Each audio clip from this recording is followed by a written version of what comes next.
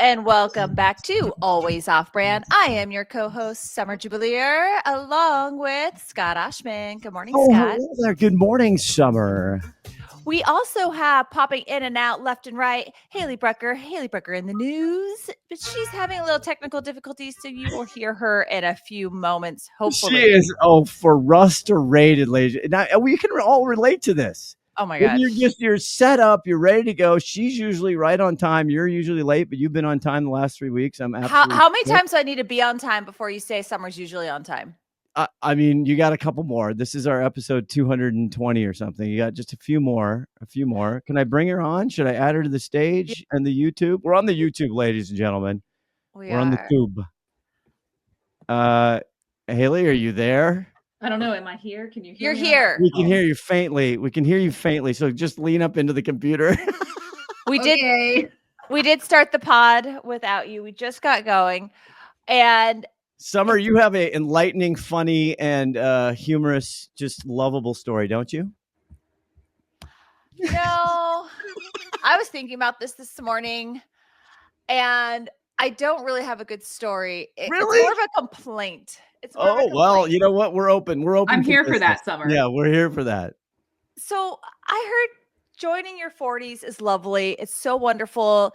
One of the things people always talk about, and Scott, I don't think you can relate because you're a man, but Haley, listen. I am. They're like, you just don't care. You stop caring about like what other people think. I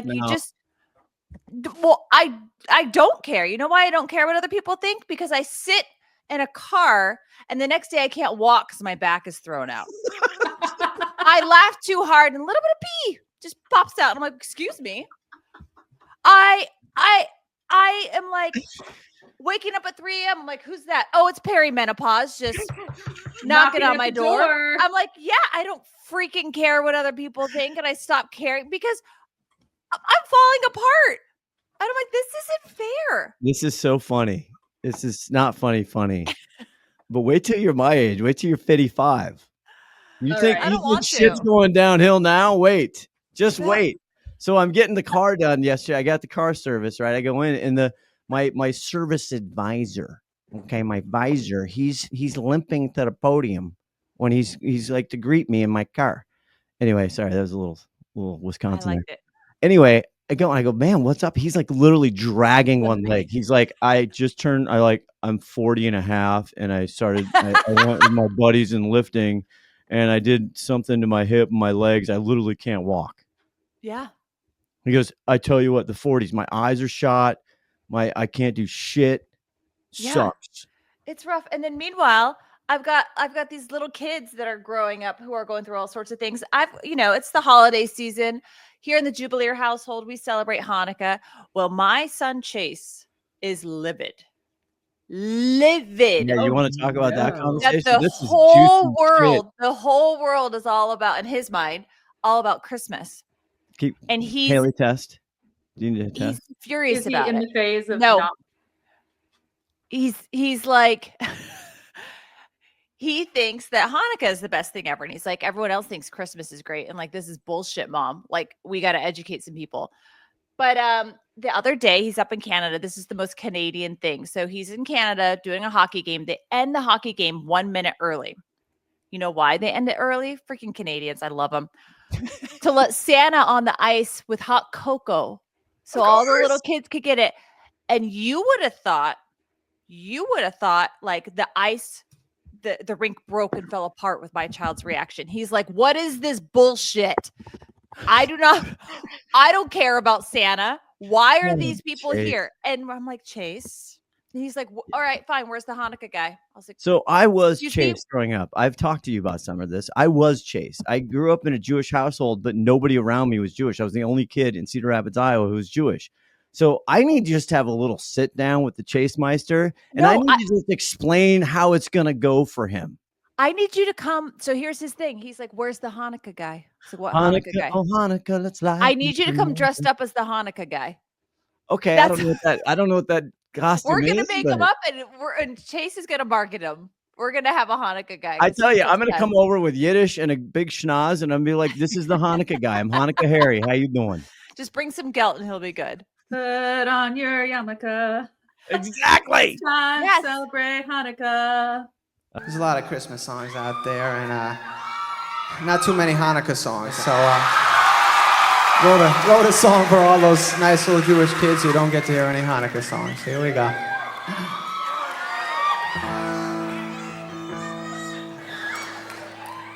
Put on your yarmulke, here comes Hanukkah. So much Hanukkah to celebrate Hanukkah. I love put that that on song. the cars, dude. That stands up, that song. Yeah.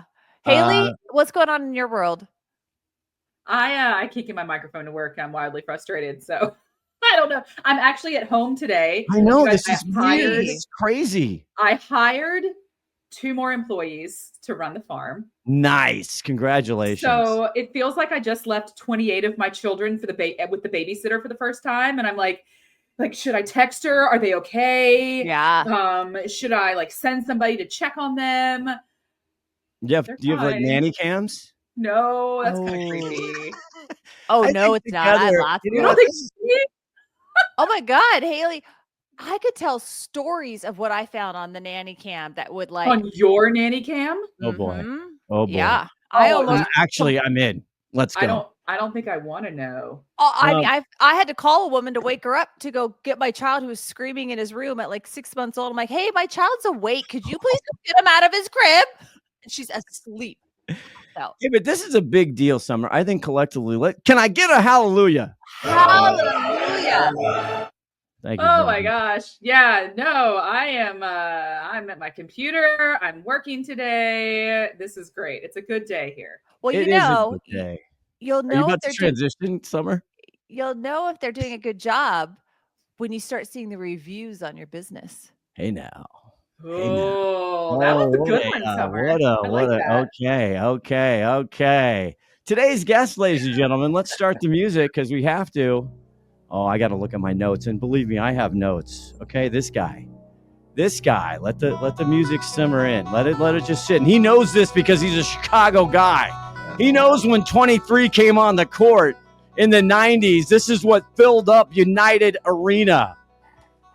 Not only is this guy in high school, he's like, hey, man, we got some cool artists. They're unfound. Let's go record, baby. Let's go hang out.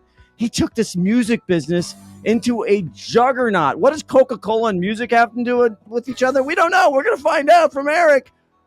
Ladies and gentlemen, he's the CEO. Him and his wife, Judith, created the Desire Company. Eric Sheinkop coming in hot. I love it. What a pleasure to be here. But hold on. We got to back up because the pre-ramble of this show, there are so many things that we have to dive into. I think Summer, you might have discovered one of the last major marketing opportunities in existence.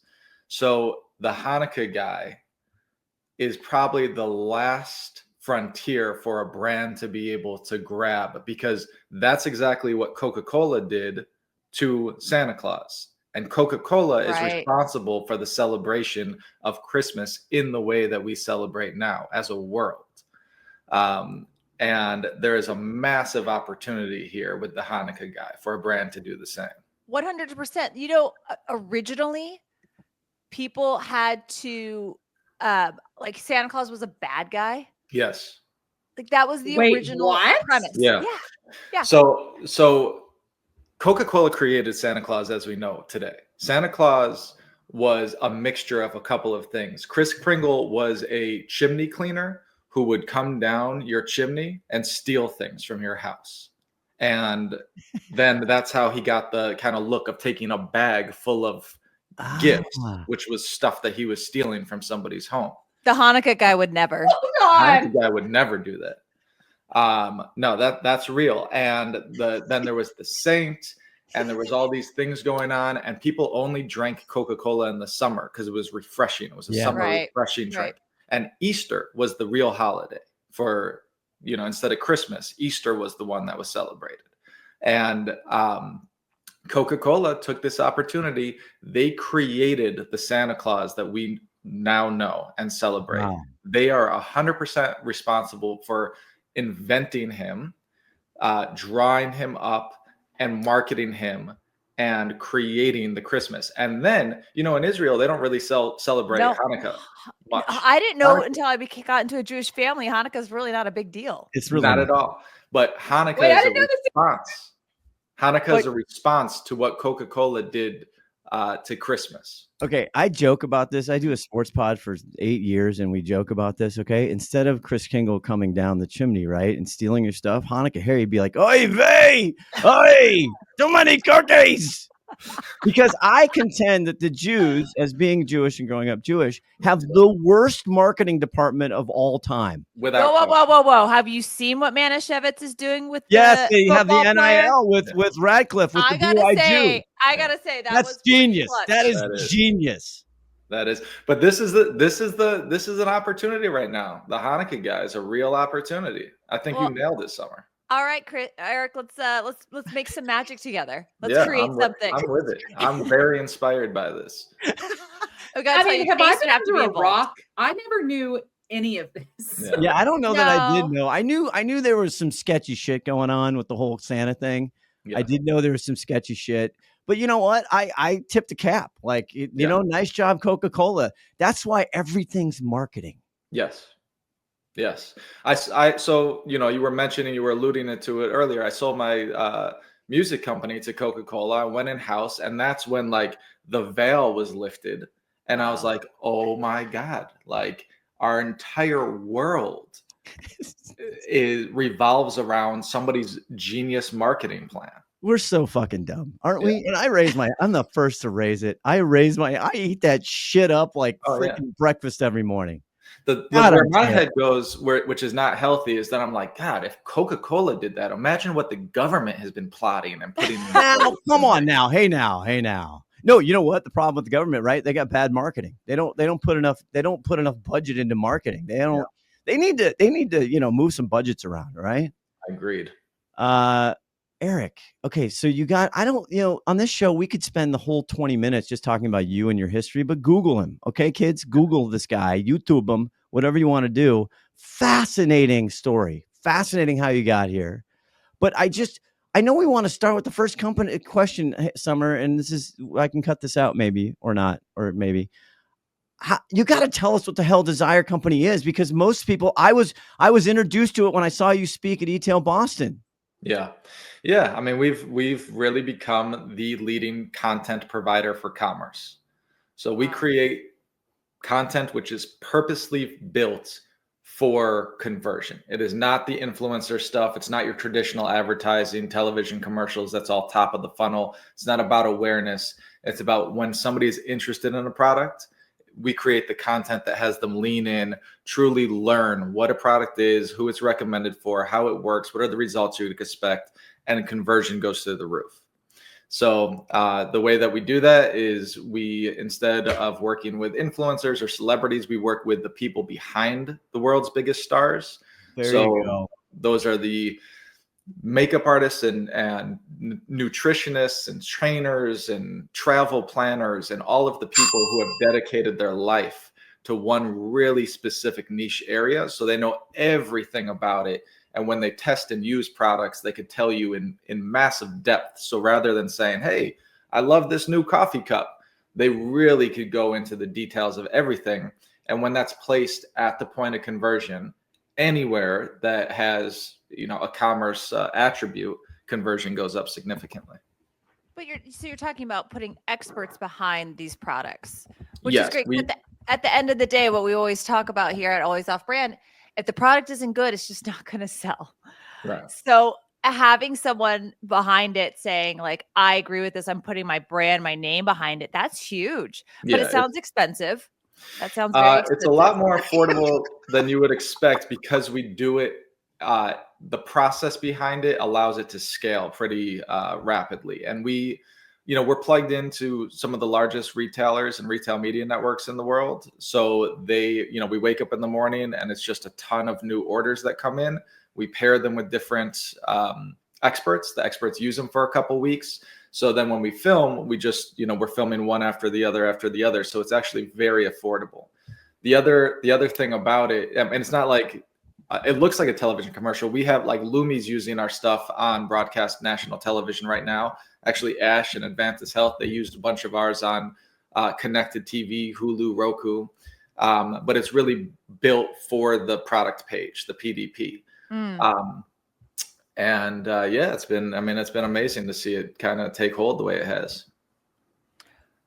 So content's interesting because you hear a lot of people saying that they're the expert in content. They know what they're doing. What did you see that you're hearing everyone, you're out there seeing other agencies doing things. What did you see that was missing from the market? Everything that we saw was about top of funnel. It was awareness. It was all about awareness driving. If you look at a television commercial, the thing I was like hate about watching TV with my parents, but also love, is like after every commercial, my dad would be like, "What are they even trying to get me to buy? What was that? Right. What is the product? Why is this duck talking on my screen? I don't understand. What does Geico do?" Exactly. So ours just goes deep into the product. It is about the individual of establishing that credibility. Why do they have the credibility to talk about this product? But that's established in the first 3 seconds. And then we go deep on the product, the use cases, who it's right for, what you could expect. And we one of our VC investors, they own a neuroscience lab, and everything we do is backed by neuroscience. And over the years, we've been able to create a proprietary production process, which truly uses galvanic skin response testing, neuro testing. It goes deep. It's crazy. Like we attach sensors. It checks your eyebrows, your pupils, your skin response, your heartbeat, and you could absolutely see, okay, if somebody's talking for 4 seconds, that's too long. If they're talking for 2 seconds, that's too short. If they're talking for 3 seconds, perfect. You can see sentiment. You can see all of these things. And it's been pretty amazing to keep on tweaking and find that sweet spot. I got to get you on the Brain Driven Brand show. I was just thinking that. Psychology of advertising. Go ahead, Summer. Yeah. No, it's wild. Let's get into influencers. Yeah. I know you're talking experts, which I do think there is a difference between an expert and an influencer, but those worlds do collide at a certain point for some experts.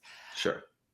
Is it worth it? Do brands need to be investing in influencers? Do they need to keep pushing this narrative of like massive quantities of influencers talking about you so you can have a buzzable moment? Sure. Give it to us straight, Eric. I know how you feel about influencers, and I want you to bring it. Bring it.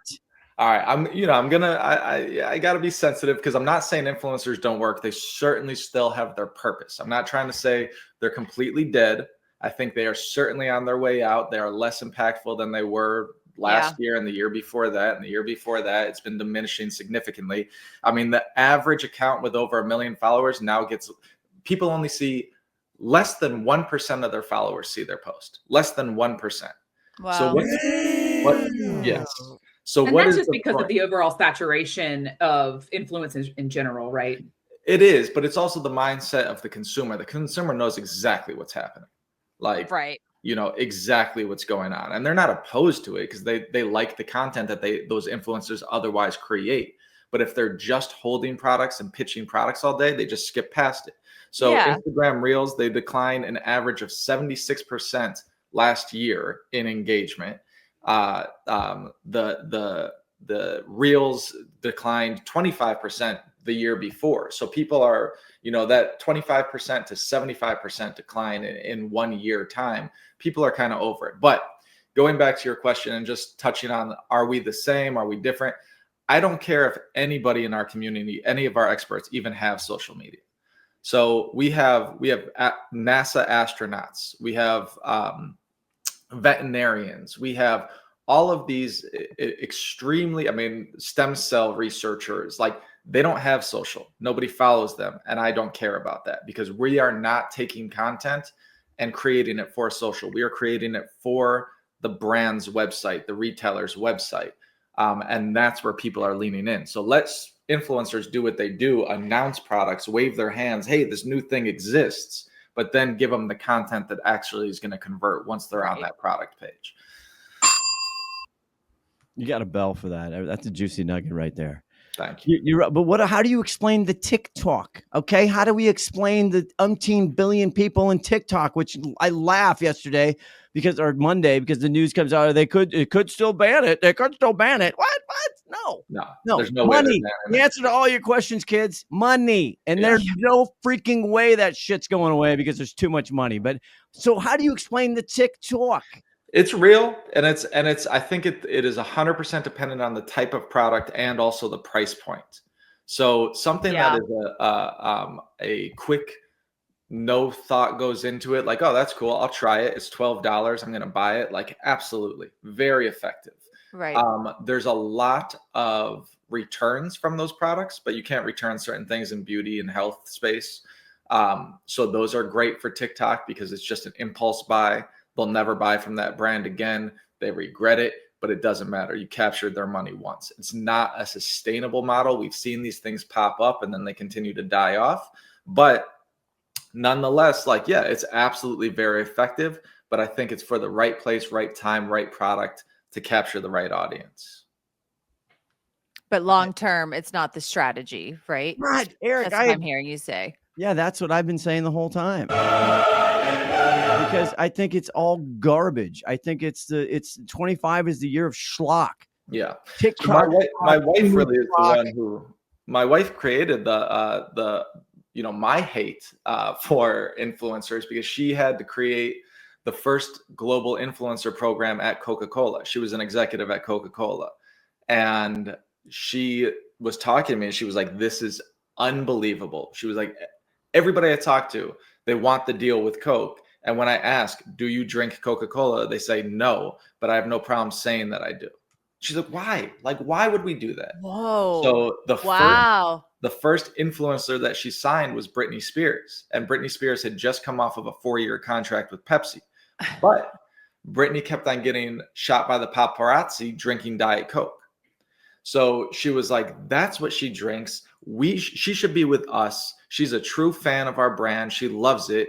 She signed up Britney. She sent her all the Coke, and Britney was posting for free and drinking it for free and happy as can be. And that's where this whole concept came from, is let's do what's authentic.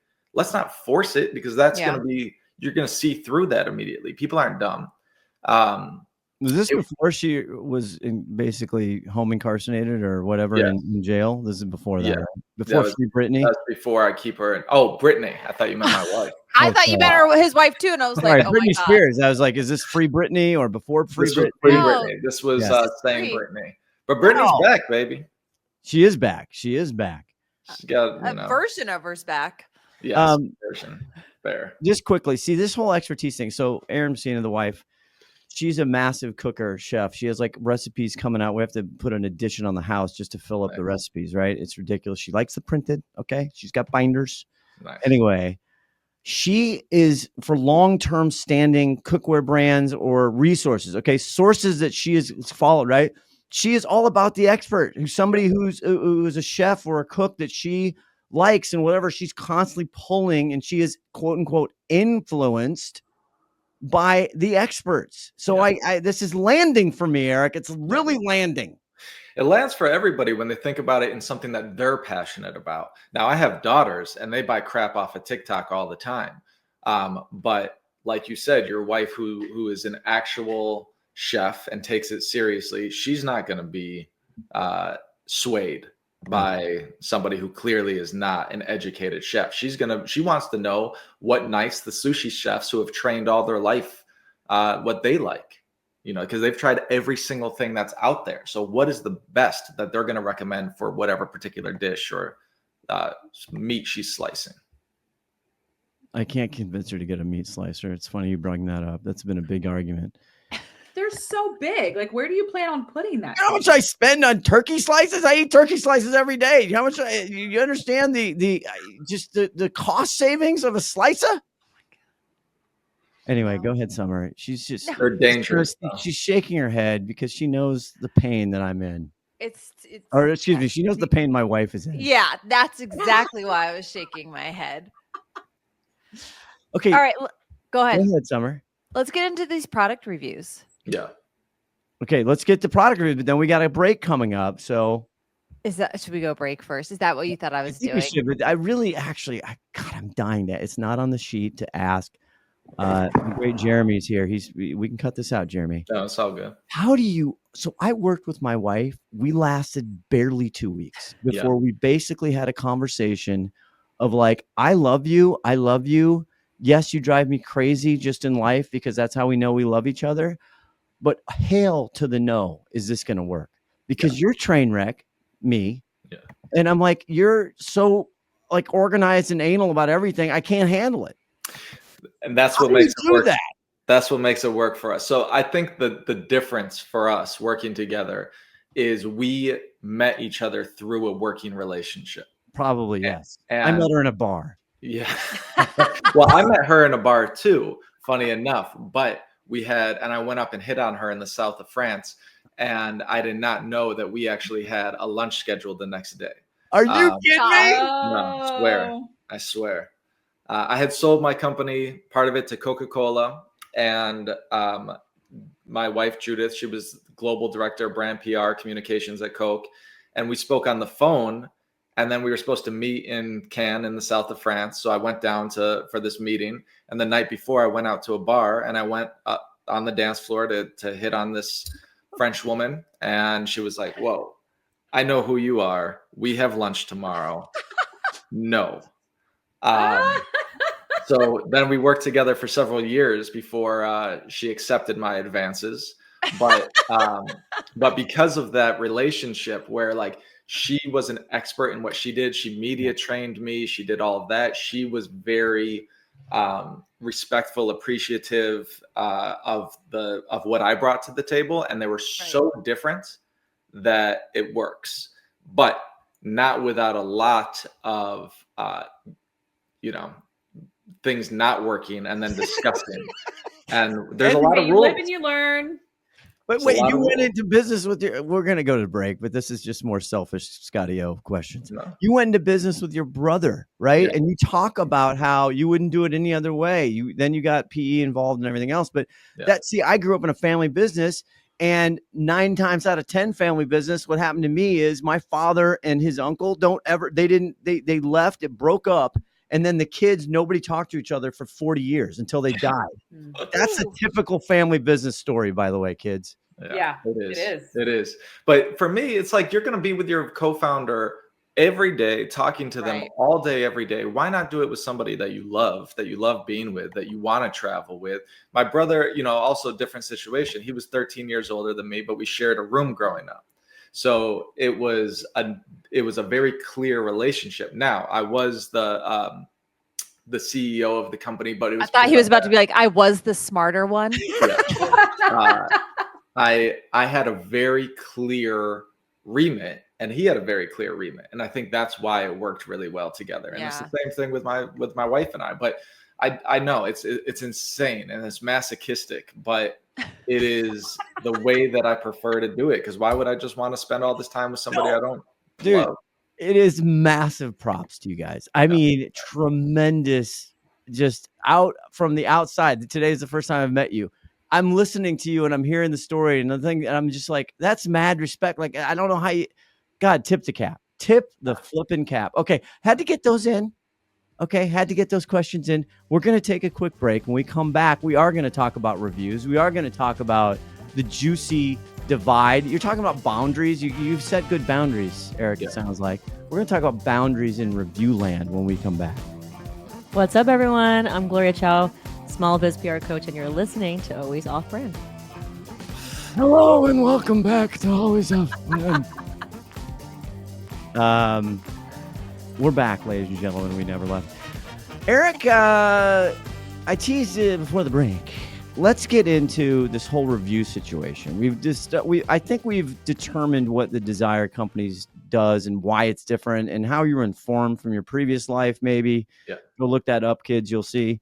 But where are we in the review world? Why is it different? What's happening with reviews in your in your world? From your perspective? I mean, reviews are possibly the most important thing that consumers look to these days because they don't trust traditional marketing and advertising anymore. They see through it.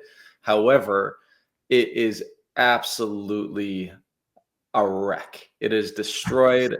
I don't want to say it's worthless, but it's pretty damn near worthless at this point to read reviews, because over 50% of them are fake. Both 1-star and 5-star reviews are fake. Where'd you get that? What's that? Where did you hear that? That 50% of reviews are fake.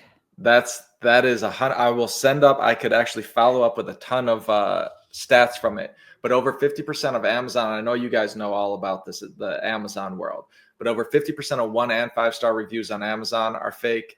38% on Walmart are fake, Target, and it's just proliferating like crazy. So the FTC this year finally said, look, nobody's doing anything about this. We have to get involved. And it's for good reason.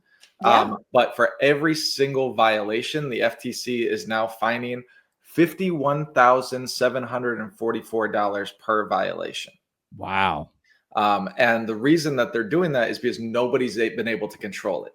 So there were thousands of Facebook groups that continuously get shut down. They have hundreds of thousands of members in there that will write fake reviews for you.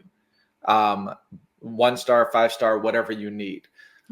And those are shut down, then they just pop back up. So on the 21st of October this year, it finally went into law. It's no longer guidance, recommendations. It is FTC law that you cannot have a fake review. You cannot have and all it is about, are you misleading your consumer? Yeah. Intentionally. Intentionally. Are you intentionally misleading your consumer? And that comes in a variety of ways, but influencer content is part of this. It has to be completely transparent that there's a monetary relationship. It is all about so it has to be a monetary relationship with the reviews. So like you had to have given money. There has to be, it doesn't have to just be money. There has to be some relationship why this person is writing the review. Either they got product for free, they were told to from their boss. It's you know, there's some relationship there, or yes, they're getting paid for it. Okay. So what about like the bizarre voices of the world? Yeah, well, I mean, so what they're doing is they're aggregating, right? They're collecting all of these reviews that are out there. Now they have services that they could go and get you a bunch of reviews, but no, I mean, believe me, this FTC thing is shaking up the entire industry, and they're talking about it. They're thinking about it. We just hosted an event in Chicago with the lead lawyer who's the most cited in the new FTC rules. And laws, and Bizarre Voice was there, and they were at our event checking it out, trying to see what's really going on. But we put out a white paper with this lawyer, Jim Dedukovich, again, the most cited in the new FTC laws, rules, regulations, and because it's having a massive impact on consumers, which then affects the overall entire economy. So this is a real issue. It's about $152 billion impact from fake reviews. Yeah. Here's my question. By the way, her husband just brought her coffee, listener. I saw that. That was awesome. That's why the bell was wrong. That's a time-honored tradition here on the Always Off brand. It wouldn't be a Friday without him bringing my coffee to me. Yeah, that's awesome. Did you hear when you weren't here? I think I mentioned he might be up for Husband of the Year this year. I know he lost in a very close race last year. I know. Everyone he lost. It was, you know what? It was bullshit that he lost last year. But this year, I think he's got a shot. Well, we'll see what he gets me for my birthday. So my question, you're talking about very serious shit there, Eric. And I'm what we got to see what the Hanukkah guy brings. Exactly. Okay, so the FTC, Summer, were you going into? Go ahead. How do brands then need to be thinking about this? Because Amazon, in my opinion, has trained the consumer, i.e. me, to read the reviews first before deciding if they're going to purchase it. Even before reading like the copy and the feature bullets about the product, I go straight to the reviews. Yeah. So I've been trained to this. And as a brand, you do not want to launch a product without some product reviews on it. Sure. And you know, there's different ways I've done that legally, not fake, not asking for fake, asking for like, hey, if I send this to you, would you do me the honor of letting me know how you really think online? Yeah.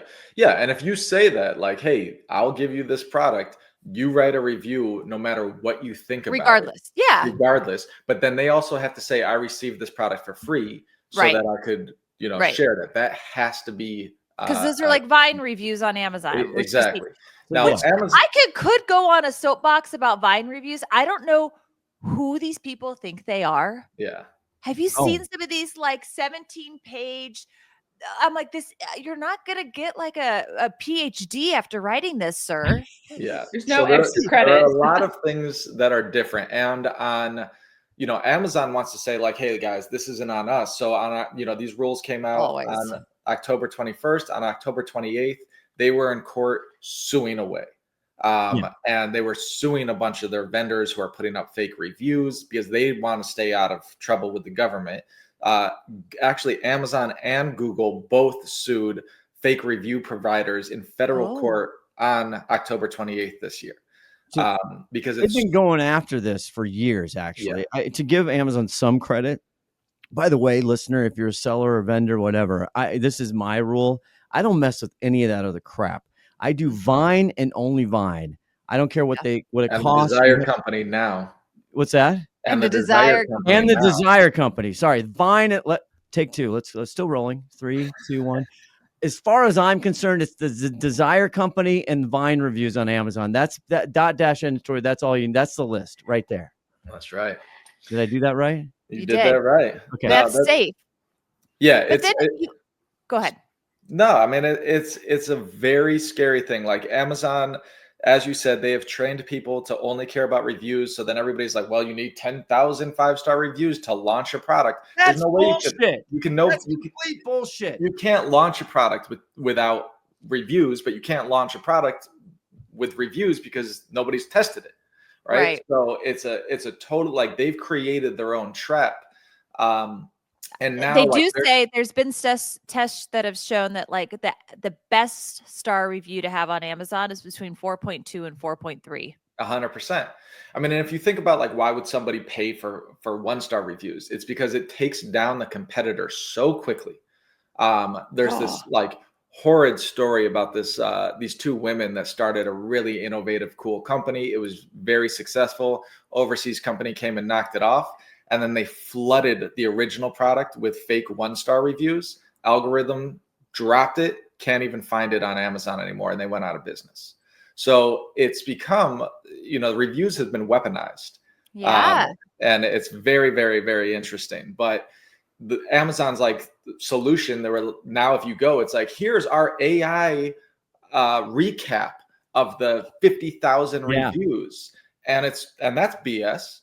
That total BS. It does. I mean, because you're going to have the majority of them are going to be fake 5-star reviews. So it doesn't even take into account the 1, 2, 3-star reviews, which are the most helpful, really. It is. And many of those AI reviews are so contradictory. They'll be like, it's lovely. It really worked well, but some customers say it didn't really work.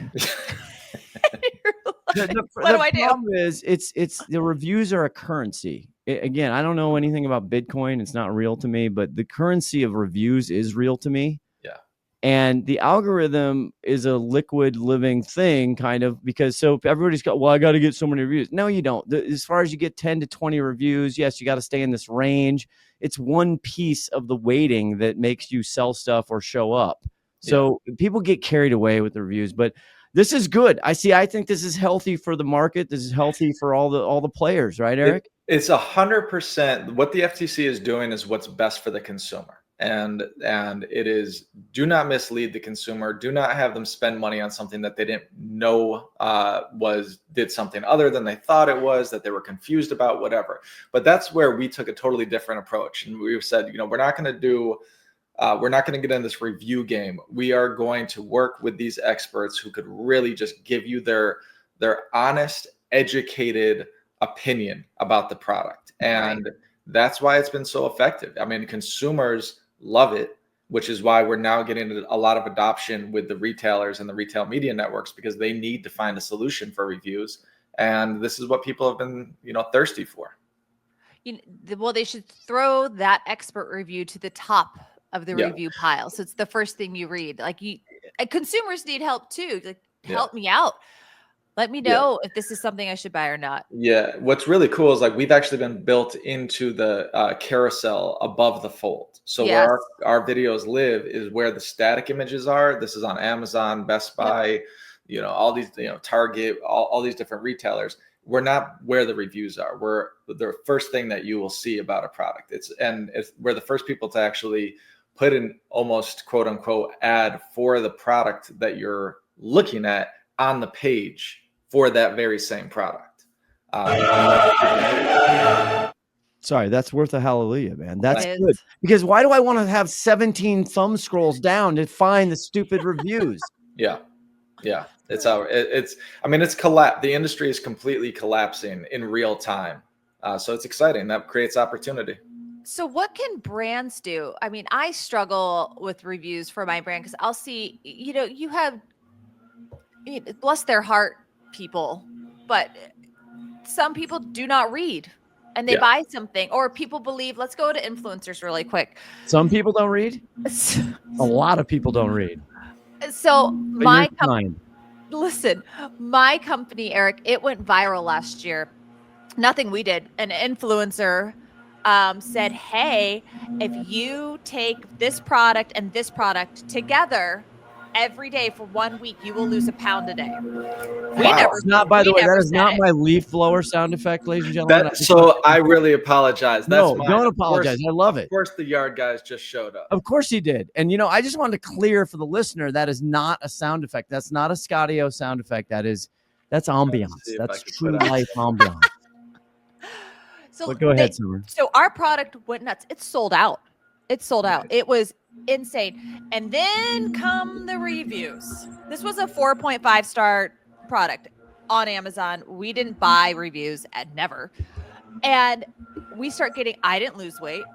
And 1 star. I was like, we never said you would lose weight. Like, I would love to see some sort of processing at Google, at Amazon, where people are coming in with these terrible or positive reviews that have nothing to do with the product, nothing that was shared about the product, and people are leaving these negative reviews. You don't have, how do you make sure your product that is a quality product has a fighting chance if you're going to be hit with things like this? So I did talk to Ash McMullen, friend of the program.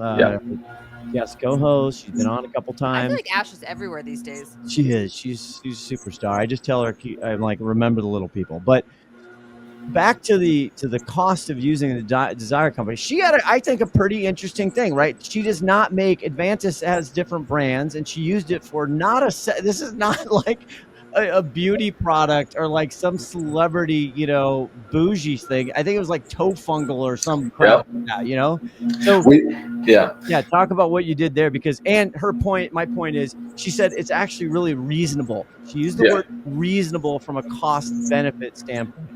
I mean, for the fact that you'll see our stuff running on broadcast television and connected TV and used all over on every place that there's commerce, every channel that there's commerce, our videos are appropriate for. It is incredibly reasonable. But with Ash, what was cool, we did toe fungus, we did Lamb Active lotion, we did diaper cream, and we used dermatologists and pediatricians and doulas, but for the toe fungus, we used a couple of doctors and podiatrists, but then we also used an Olympic athlete, an Olympic runner, and she happened to be the Olympic running coach of Gabby Thomas, who during the Olympics, she won 3 gold medals this year. So while we did the review for her, first of all, what Ash said is, you guys managed to make toe fungus sexy. Like, the way that happened was because I feel like Gabby can make anything sexy. Right. And it was a runner saying, like, look, if you are really running and you take this seriously and this is what you are doing with your life, you are going to get toe fungus. Like, it is 100% going to happen. Yeah. And what's important is that you deal with it quickly. And what we recommend to deal with it quickly, what we use and we see the best effects is carousel. Blah, blah, blah, blah, blah. Here's how to use it. Here's how I like it. Here's the results that you could expect from it. Boom. That's an amazing thing for a toe fungus cream, to a different approach. This is like God's work here. Because here's the deal. You're actually putting quality product. And that's what, Eric, if anything that anyone takes away from this is that you're not going to work with bullshit brands. Right. You're not going to work with 100%. brands who aren't quality. And right. There's so much garbage with the Temu and the TikTok. There's so much garbage out there. And consumers just, they need to educate themselves and they need to be a little savvier, but they're seeing it finally. I mean, maybe not my mom. I mean, she never will, but younger generations are, and I love this. Yeah, I mean, it's the same thing like what you were talking about with your brand blowing up and going viral. Well, it goes negative as well.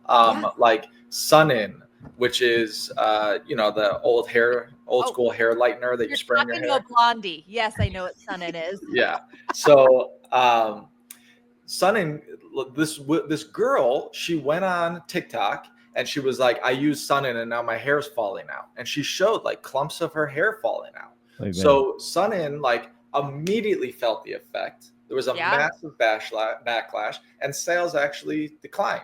So what we did is we got a colorist, a professional colorist, who said, look, Sun-In is not for everybody. So number one, if you are looking for these type of results, like this is not the product for you.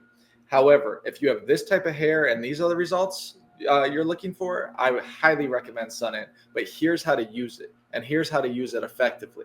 And then the woman had to come back on TikTok, and she was like, well, I also had COVID during that time, which is probably why my hair was falling out. But it's too late at that point. Yeah, it is too late. By the way, I lost my hair during COVID too. I mean, what you're describing is called nuance. And what we really struggle with as a population is nuance. We don't like, because it's hard to sell nuance. Yeah. We like the drama. We like the big dramatic, her hair was falling out. Yeah, exactly. Exactly. This has been fantastic. The other thing I just want to just put a bow on the Ash McMullen in that exercise, right? What she did also for Amazon sellers who are listening, she took that media spot, she took the work you guys did, and she integrated that into the product detail page during that time. So again, it was consistent. It's what we all dream of, right? I mean, the orchestra is absolutely playing together, and it was complementary, and so that was the last tactic I just wanted to mention. Yeah, I mean, the beautiful thing about it is, again, it's like you see this woman on the Olympics, and then she's running on your Hulu, Roku ads. It's on your Amazon page. It's on Walmart.com. It's used as sponsored content on Walmart.com. It's on Target. It's on Ulta. It's all of these places with that consistent message from an expert. It makes a difference. How big is your yard? Seriously. I mean, are we talking like a couple acres outside the window? Yeah, it is. What do you? I thought you're in the burbs. I am, but it's a big yard. It's a big yard. I'm just giving you shit. Okay, we got to wrap it up here. We gotta slide into the show. We got to get into the game show. No, the game show. Oh, the game show. You're right. Okay, I'm just looking at influence, whatever. Is there any other big thing, Eric, you want to shout at the mountaintops again for the Faithful 48? Now this dude is below the window, but the only other thing. Can you bring him in and like? Yeah, let's interview him. Exactly. Get him on the pod. There's a couple of them out there doing their thing. Flip it around. We'll give him a cameo. Flip your camera around. What? He could be your next expert, by the way, that you have. So that's the beautiful thing. Is like I've got my electricians involved, plumbers involved, all my doctors involved, people who cut and do hair, like anybody in your life, you have access to all these experts. And we've just, provided a new revenue stream for them. We bring them in, we let them test new products. They're happy as can be. It's unique for them, but they're not great on camera. They don't create their own content. So we have to bring them in. We have to do the full production, which is why it's so high quality. And it is a huge differentiator. But the only other thing that, Scott, that you mentioned is in my last company, we created this whole middle class for these struggling artists that didn't really have anywhere to make money with their music during the whole beginning of Spotify and these questions. And we found that we could put them in television commercials, movies, TV shows, and they get paid really, really well. And now we're doing the same thing with all of these people who are typically behind the camera, and they only have one job, and that's what we do. And now we want to hear, I mean, experience matters. And we put that experience, that hard-won knowledge, we put it on a pedestal at the Desire Company. And we'd say, please, like, share your wisdom with us. You've dedicated your life to this. And it makes them money too. So it's a beautiful thing all around. To close it again, horses. We have a lot of experts on this call right now. Haley Horse Farm, Haley. But I like how you summed it up in a quote. You said it's a bite-sized masterclass. I thought that hit me. Yeah, but how it relates to a product that you're currently interested in, and that you're going to make a good purchase decision. That's all. Are you an expert on keywords? We're going to find out, because now we're going to play the game show Sweeping the Globe. What's that keyword? Coming up next. This is Destiny with Sean from Better Media, and you are listening to the Always Off Brand podcast.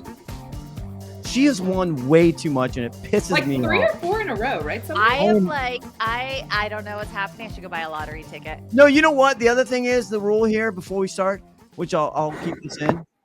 You can't keep reusing the same thing. Okay? Gag gift. White elephant gift. You can't do it. I can do whatever I want.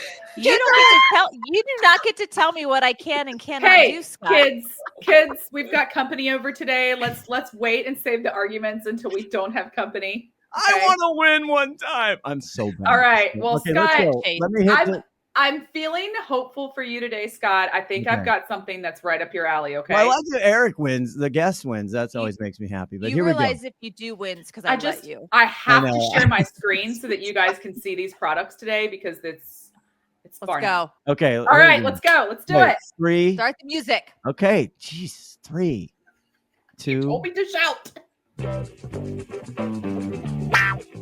Finally, a game show nerdier than an Excel V lookup. It's time for What's That Keyword? Here's your host, Haley on the news.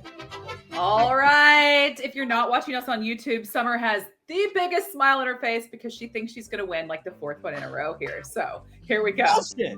Right. If you're new here, I'm going to lay down the rules. I'm going to give you a product that is sold on Amazon.com, and you have to guess the keyword or keyword phrase that converted for this product. So, hey, what did the customer type in to find and purchase this product?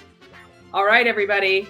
All right, Scott, this is for you, man. Come on, I know you can get this.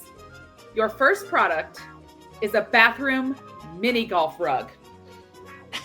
Ooh, putting green in house. Nah. Okay, Eric, Summer. Damn it. Bathroom toys. Ooh, I like where your head is, but no, you're wrong. Summer. Boys' bathroom accessories. Oh, no. Okay, but I have to share my screen so that everyone can see this, because the words I was looking for was funny white elephant gift. Scott Oshman. Oh my God. Scott, your fault I didn't win. I wasn't allowed to say it. Why, Summer? Yeah, you could have used it for the 17th time. Here it is. Look at this PDP with this man sitting on the toilet. Yeah, we can't see it. Oh, here, because I have. Yeah, you can. You should be able now to. we can. Now we can. YouTubers. Wow. Oh my God. That, you know what? Can I change my guess? Shit or putt? I'm gonna guess shit or putt. That's what I was kind of hoping you guys would go for. $21? That's a bargain. Hey, Eric, it's got 233 reviews, and it's an 4.5. I want to know who gave them a bad review. They're like, my husband now spends too much time in the bathroom. Right. That's exactly what that negative review is about. But you know what? I believe these reviews because it's only 200. That's legit. Yeah, and it's a decent price point. Who knows how long it's been on Amazon. And by the way, that could be going in Hanukkah Harry's gift list. Okay, all right. Your next product is a is a car sauce holder. This For is dipping your car chicken sauce nuggets? holder. yes, like it. Yes, it's something that holds your chicken nugget sauce while you dunk. I think this is brilliant as someone who's constantly driving my kids to and from. This is lovely. Do you have a guess, Summer? Not yet. I was trying to All stall. right, Scott, Eric, it's a sauce holder for your car. What do you got? Saucy Drive. No mess eating in car. Well, that's a long phrase. like That's a that. phrase. Too Yeah. long Matt. of a tail. I like where you're going. Summer Jubilee. Fast- Fifth. fast- Can she go? Fast food holder. Can she go Okay. 5-0? You're such a You know jerk. what, folks? We don't have a winner today. I was looking for dip clip. Dip Wait, clip. looking for I what? was looking Dip for clip. dip clip. Dip clip. That's Damn pretty it. good. These are good products. Yeah, I was thinking the same thing. I'm like, that would be good if we had a Hanukkah stocking stuffer. I gotta see this one. Wow. Oh, I didn't you expect it did. to go there. And Listener. that acts as the car freshener. Oh, listener, If you you gotta want your just. car to smell like barbecue. It's like Honestly, this is great. yeah, that's like the car. It's like the cell phone holder thing that clips into the events. Yeah, The Matt listener has one not of those. seeing on the YouTube. That is genius. Dip How many clip. reviews? And it's on sale right now. 40,000 units bought in the last month. Dude, I'm seriously, this is a stocking stuffer. Don't tell the wife because she is a dipaholic and there's shit all over the car. All I don't right. allow that in my car. $7.99. But look, it's got almost 23,000 reviews at averaging at 4.6. Do you think they're real reviews there? I do. Ooh, I don't know. I do. I think these are gag gifts, and the Yeah. expectations for this are extremely low. Well, I think that also is probably the best profit margin on any product you could ever. Oh, Create. yeah. Look at That's their gotta be- PDP though. Look at their tiles. It's not bad. It's pretty good, but it's going to cost more here soon. Yep. All right, everybody. Well, thanks for sticking Sauce around and playing. moto. What's that keyword, Eric? We'll be right back with the news. Hi, I'm Samir Balwani, founder of Query, and you're listening to Always Off Brand.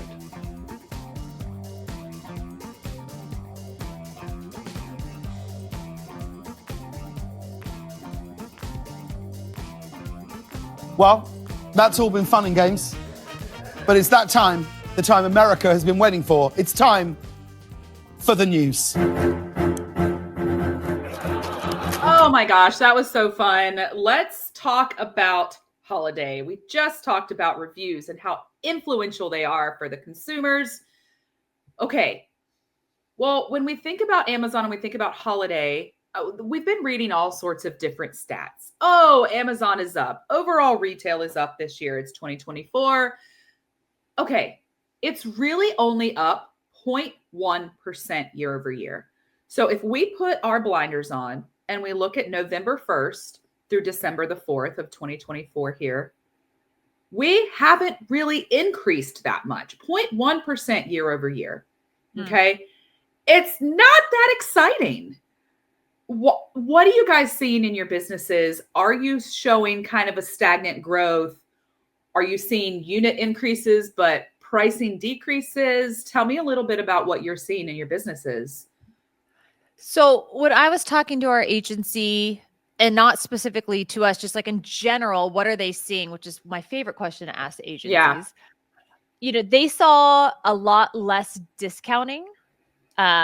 It's steep discounts. So they're seeing more of like the 15% off, where previously they'd see 20, 25. I mean, I sent Scott this reel, I think every holiday season, which is, it's not Black Friday unless someone's getting punched in the face to get to buy their $100 pillow comes with a free 55-inch TV. Like that is holiday shopping, and it's gone and it's ridiculous. Like we need to bring it back.